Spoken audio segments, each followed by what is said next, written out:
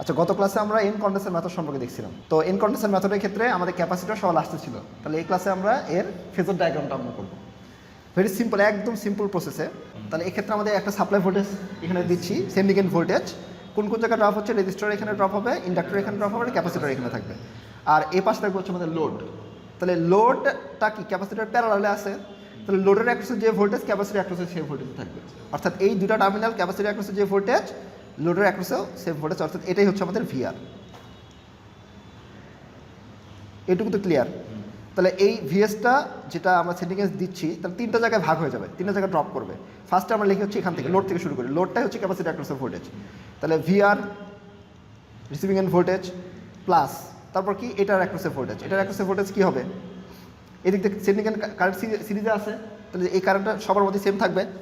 তাহলে is into, যেহেতু inductor আছে তাহলে আমরা একটা জে দিতে পারি, কিন্তু অ্যাঙ্গেল প্রকাশ করার জন্য যে IS into XL, IS into XL plus এটার অ্যাক্রসের ভোল্টেজ আইএস ইন্টু আর। রেজিস্টরের ভোল্টেজ ড্রপ কি, V equal to IR drop.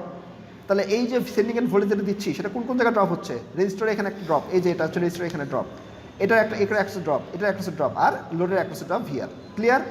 এটা কিন্তু আমরা কেভিএল অ্যাপ্লাই করে করতে পারি। এখন কেভিএল অ্যাপ্লাই করে দেখাই। এটা তো সিম্পল প্রসেস, যে যেটা দিচ্ছি সেটা তিনটা জায়গায় ডিস্ট্রিবিউটেড হয়ে গেল। কারণ কেভিএল অ্যাপ্লাই করে দেখি, কেভিএল অ্যাপ্লাই করে মিলাতে পারি কিনা। দেখো, এই যে আমরা সেন্ডিং এন্ড ভোল্টেজ একটা পজিটিভ নেগেটিভ দিচ্ছি, আমরা এখান থেকে পজিটিভ নেগেটিভ থাকবে, পজিটিভ দিচ্ছি। আর যেদিক বড় কারেন্ট ফ্লো হচ্ছে রেজিস্টারের ক্ষেত্রে, সেদিক বড় পজিটিভ, অপরটা নেগেটিভ। আর এটা ক্ষেত্রে এটা পজিটিভ, এটা নেগেটিভ, এটা পজিটিভ, এটা নেগেটিভ। এটা তো বুঝো, প্লাস মাইনাস থাকবে আর কি। যেদিক দিয়ে কারেন্ট ফ্লো করবে সেদিক দিয়ে প্লাস, অপরটা হচ্ছে নেগেটিভ। এইটা ভোল্টেজ ড্রপ বোঝায়, ভোল্টেজ ড্রপ বোঝায়, ভোল্টেজ ড্রপ বোঝায়। তাহলে কেভিএল অ্যাপ্লাই করার ক্ষেত্রে পুরো লুপে, এই লুপে আমরা কেভিএল অ্যাপ্লাই করবো। দেখো, তাহলে নেগেটিভ হয়ে ঢুকে পজিটিভ হয়ে বেরো যাচ্ছে। তাহলে আমরা নিতে পারি কি পজিটিভ, মানে সেকেন্ড দ্বিতীয় সাইনটা নিয়ে কাজ করবো। মানে এদিক দিয়ে ঢুকলো, এদিক দিয়ে বের হয়ে গেল। তো পজিটিভ সাইন নিলে এখানে ভিএস পজিটিভ নিলাম, আর এটার ক্ষেত্রে কী আসবে, পজিটিভ হয়ে ঢুকে নেগেটিভ হয়ে বেড়ে যাচ্ছে। তাহলে আমরা দ্বিতীয় সাইন নিয়ে কাজ করতে, নেগেটিভ মাইনাস কারেন্ট কি, এটা ড্রপ কি, ভোল্টেজ ড্রপ হচ্ছে আইএস ইন্টু আর। ঠিক আছে, পজিটিভ ঢুকে নেগেটিভ হয়ে বেড়ে যাচ্ছে, তো নেগেটিভ ইন্ডাক্টরের জন্য জে দিলাম, আর আইএস ইন্টু এক্সেল, ড্রপ হচ্ছে কি IS into XL, inductive reactance হচ্ছে এক্সেল। আর এখানে আসলো কি পজিটিভ ঢুকে নেগেটিভ হয়ে বেড়ে যাচ্ছে, অর্থাৎ এইভাবে প্লাস মাইনাস, অর্থাৎ negative VR equal to zero. Total লুপের ভোল্টেজ ইকুয়াল টু কি জিরো আসবে, এটাতে কেভিএল বলে। তাহলে এখান থেকে আমরা এই যে ভিএস সমান কি লিখতে পারতেছি, এই যে VR plus J IS into XL plus IS into আর।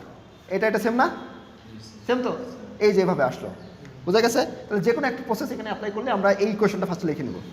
আর এই কোয়েশন যদি লেখা হয়ে যায় তাহলে মোটামুটি ফেজর ডায়াগ্রাম কমপ্লিট। কীভাবে কমপ্লিট চলো দেখি। তাহলে ফার্স্টে আমরা এই ভিএসটা অঙ্কন করতে হবে, আমাদের ফাইনাল টার্গেট। কোন কোন ভেক্টর, এগুলো সবগুলো ভেক্টর যোগ করব। তাহলে এই যে এটা যোগ এটা যোগ এইটা, তিনটা যোগ করতে হবে। তাহলে ফার্স্টে আমরা রেফারেন্স ভিআরকে নিলাম, এই যে আমাদের রেফারেন্স নিলাম আর কি, এই যেটা হচ্ছে আমাদের রেফারেন্স। তাহলে ফার্স্টে আমরা এই ভিআরটাকে রেফারেন্স হিসেবে অঙ্কন করলাম। এই যে আমাদের হচ্ছে ভিআর, একটা রেফারেন্স নিয়ে অঙ্কন করলাম। ঠিক আছে, আমরা একটা রেফারেন্স নিলাম, আমরা এটাকে আমরা ফার্স্টে অঙ্কন করে নিব। এখন এর সাথে আমাদের এই আইএস ইন্টু আর এবং যে আইএস ইন্টু এক্সেল যোগ করতে হবে, তাহলেই তো আমরা এটা পাবো। কথা বুঝতে যাচ্ছে তো? তাহলে ফার্স্টে আমরা আইএস ইন্টু আরটা যোগ করি, এটা পরে যোগ করি, আইএস ইন্টু আর যোগ করি। এখন আইএস ইন্টু আর যোগ করতে গেলে আমাদের আইএসটা লাগবে না এখানে, তাহলে ভিআর তো আমরা অঙ্কন করে নিলাম, এখন আইএসটা অঙ্কন করতে হবে আমাদের। এখন দেখো তো, এই যে আমাদের সেন্ডিং এন্ড কারেন্ট যেটা দিচ্ছি, আইএসটা যেটা এদিক থেকে গেল, আসার পর এখানে একটা কারেন্ট ফ্লো করলো, আর একটা এদিকে গেল, অর্থাৎ এই ইনকামিং কারেন্টটা দুইটা ভাগে ভাগ হয়ে গেল। তাহলে আইএস সমান আমরা কী লিখতে পারতেছি, IC plus IR. Simple, incoming current একটা, আউটগোয়িং কারেন্ট দুইটা, এই যে incoming current equal to outgoing current. তাহলে IS equal to IC plus IR. তাহলে আইসি এবং আইআর যোগ করলে আমরা আইএস পাবো, আর এই আইএসটা তো আমাদের লাগবে এখানে। আচ্ছা, তাহলে আইএসটা বের করি, দেখো তো কীভাবে বের করা যায়।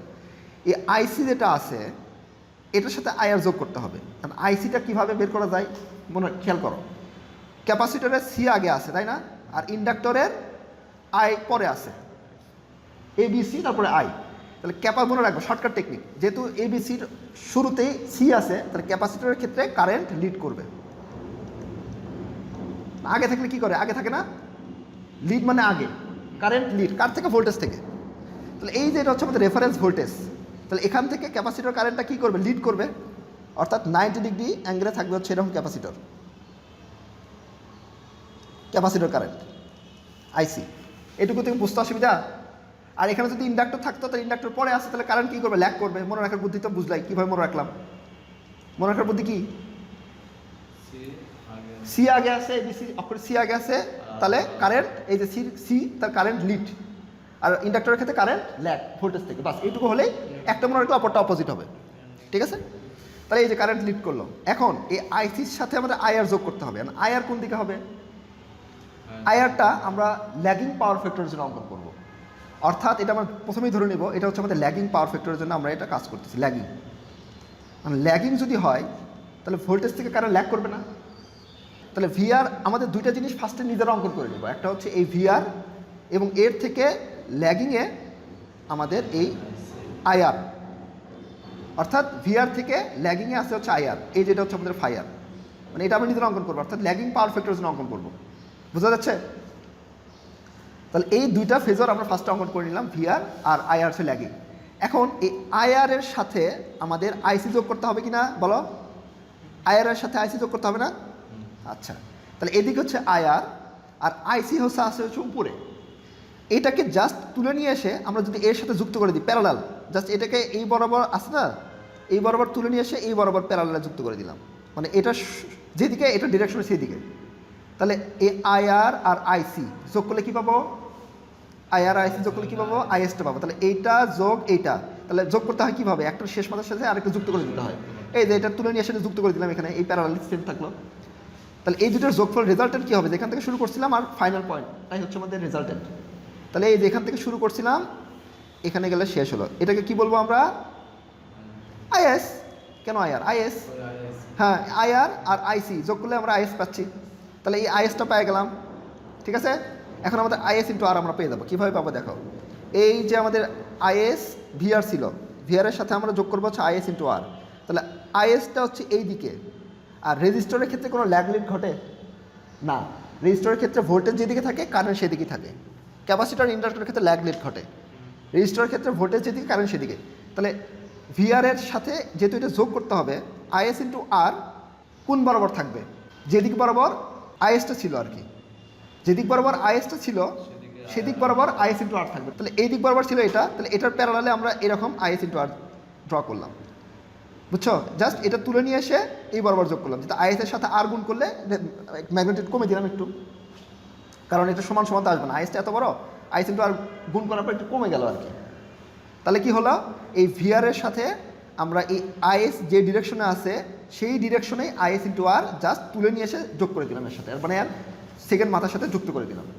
তাহলে ভিআর পাইলাম, আইএস ইন্টু আর পাইলাম। ঠিক আছে এইটুকু।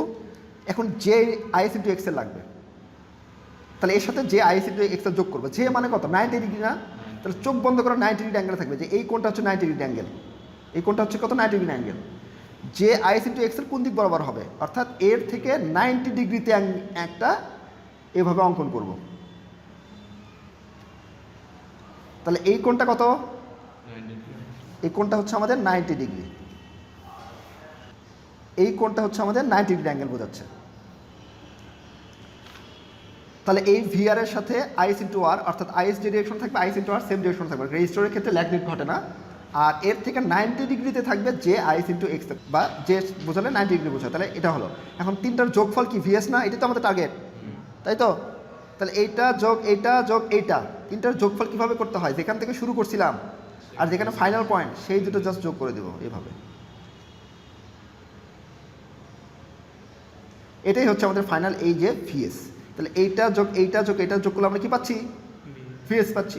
তাহলে ফেজর ডায়াগ্রাম কমপ্লিট। একদম সিম্পল না?